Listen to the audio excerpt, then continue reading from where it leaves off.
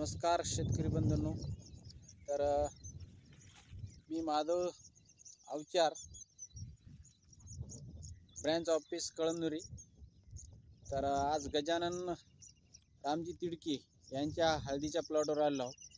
तर गजानन तिडके यांनी हळदीला मल्टीप्लायर हे औषध वापरलं आहे. तर आपण त्यांच्याकडूनच त्या औषधाबद्दल त्यांना काय वाटलं तर विचारून घेऊ. तर गजाननराव नमस्कार. नमस्कार. तर तुम्ही मल्टीप्लायर हे औषध यावर्षी वापरलं ड्रिचिंगसाठी.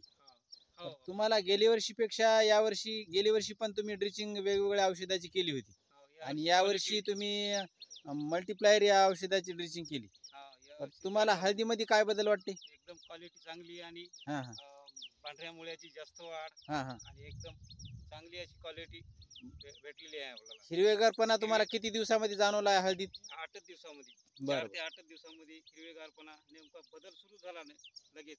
तुम्हाला मल्टीप्लायर घेतावेळी मी सांगितलं होतं की बा मल्टीप्लायर हे औषध टाकल्याच्या नंतर पांढऱ्या मुळ्याची संख्या भरपूर वाढते, बरोबर आहे? हो, बरोबर आहे. तर पानाचा आकार मोठा होतो हो, आणि हळद फार हिरवीगार राहते. हिरवीगार. तर तुम्हाला याच्या सांगण्यातून याच्यामध्ये किती तथ्य वाटायले? मी सांगितलं ते म्हणजे काय 99% 101% समजा म्हणजे ते तथ्य आहे समजा. बरोबर. म्हणजे पांढऱ्या मुळ्या भरपूर वाढल्यात, भरपूर वाढल्यात, बेडच्या बाहेर निघाल्या. बेडच्या बाहेर निघाला. पानाचा आकार पण जम्बो झाला, बघून घ्या. किती बारीक होता पहिले हे होता. हा. याला हात लावाय, दाखव. इथला हो, इत दाखवा. इकडे बघा. हे पानाचा आकार पण मोठा आणि पेंदा पण एकदम जबरदस्त झालेला आहे. हा. तर शेतकऱ्याला एवढंच सांगायचं आहे की रासायनिक खतापेक्षा आपण जर मल्टीप्लायर यावर्षी पहिल्या वर्षी 20% जर वापरलं तर तुम्हाला एकदम कमी खर्चामध्ये जास्त उत्पन्न आणि समाधान भेटत. आणि आताच आम्ही पांढऱ्या मुळ्याची पाहिलेलं आहे. एक मिनिट. पांढऱ्या मुळ्या पण तुम्हाला दाखवून घेऊ. पांढऱ्या मुळ्या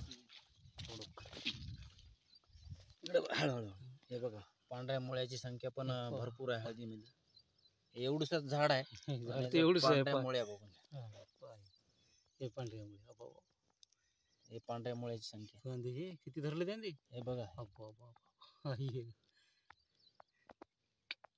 तर कुठलंही होमिक आणि कुठलंही वॉटर सोल्युबल खत एवढ्या लवकर एवढं हळदीमध्ये अपडेट करत नाही. ती मुळी धरा,